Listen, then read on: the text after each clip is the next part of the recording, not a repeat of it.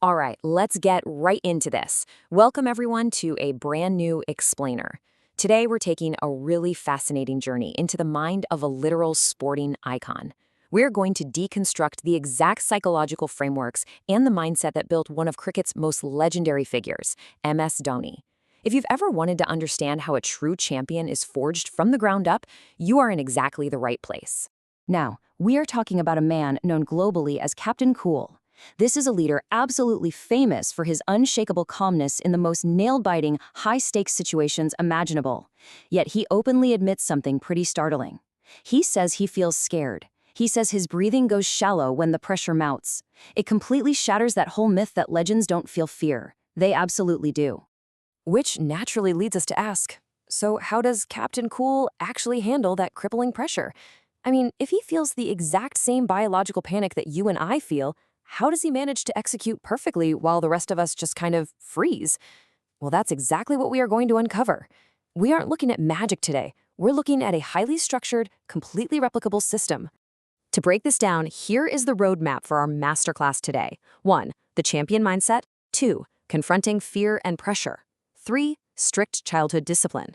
4. Reframing small-town challenges. And 5. Team victory above all. So let's jump straight into part 1, the champion mindset, and how he cultivated a winning mentality from the ground up. You see, Dhoni's legendary mindset wasn't cooked up in some massive, state-of-the-art stadium. It actually started in a simple housing colony in his hometown. His whole vibe was, lose today, win tomorrow. Growing up, Dhoni was often the youngest and smallest kid on the field. He heavily relied on playing tennis ball cricket with kids who were 3 or 4 years older than him. They'd stick him as the wicketkeeper just because of his size.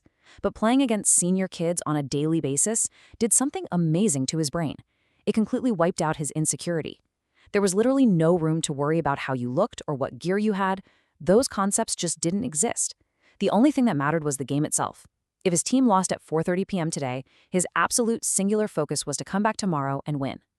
Facing that daily adversity against older, much stronger opponents trained him to focus purely on continuous improvement. It built a fierce, relentless competitiveness that never left him.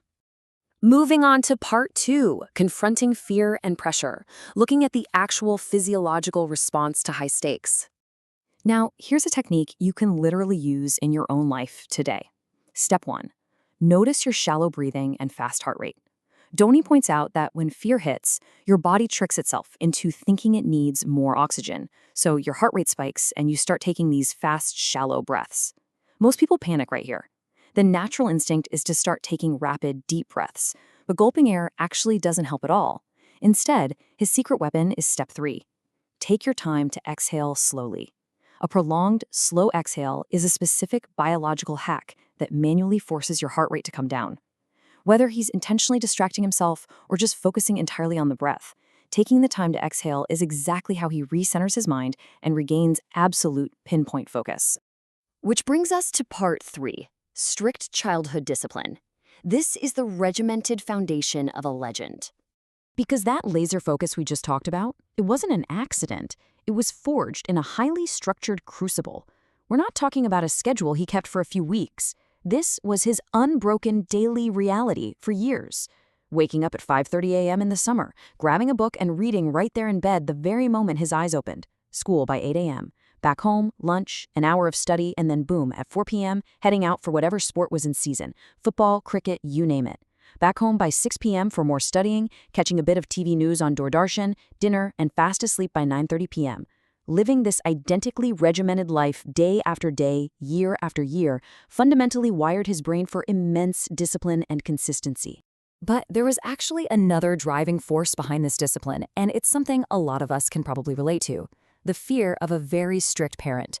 Dhoni's father was deeply regimented himself and incredibly strict about time, and just avoiding idle behavior. There's this fantastic anecdote Dhoni shares about this. His family lived right next to the colony's playing ground. One side of their apartment block had 0 windows, but the other side had a window directly overlooking the pitch. When Dhoni was playing, he would deliberately avoid playing shots on the window side of the ground. He'd purposely move to the other side just in case his dad was watching from that window, absolutely terrified of being caught messing around or playing poorly. This strict environment instilled a deep, lifelong respect for punctuality, intense focus, and just doing things the right way. All right, let's shift gears to part 4, reframing small town challenges and how to turn disadvantages into serious mental resilience. So, Doni comes from Ranchi, and back then, it definitely didn't have the massive sporting infrastructure of a major metro.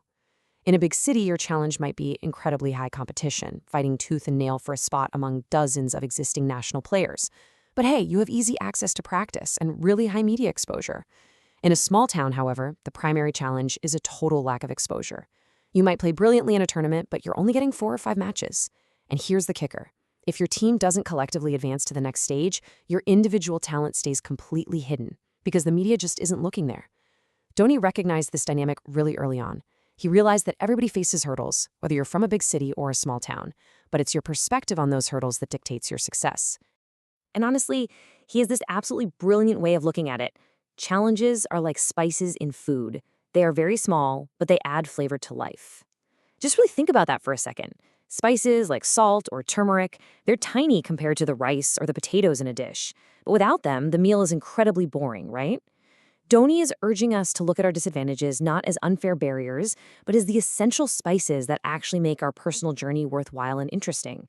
If everything was just perfectly laid out and easy from day one, life would be unimaginably dull.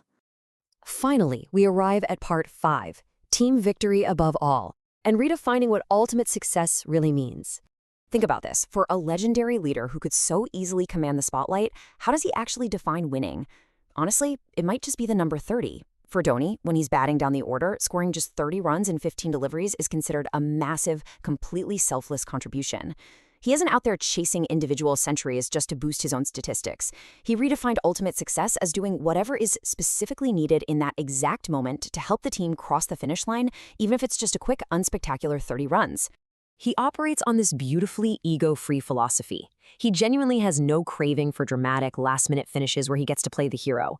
In fact, he's perfectly happy with a completely peaceful victory where he doesn't even get to bat. His sole priority is simply this: the team wins. Once the match is won, pack up and go home. And he applies this incredibly grounded, low-pressure approach to his entire career. Even now, playing in the IPL in his 40s, he takes it 1 year at a time. He listens to his body, focuses entirely on what needs to be done right now, and just lets the future figure itself out. By removing his own ego and focusing completely on collective success, he actually takes an immense amount of personal pressure off his own shoulders. So we've unpacked the mindset of an absolute legend today, all the way from his slow exhales under pressure to his intense discipline and his team-first mentality. But before we wrap up, I want to leave you with a direct question. What are the spices or challenges in your life right now, and how are you embracing them to add flavor to your own journey? Are you letting them ruin the dish, or are you actually using them to build your resilience? Really think about that. Apply these champion frameworks to your own obstacles, and I will see you in the next explainer.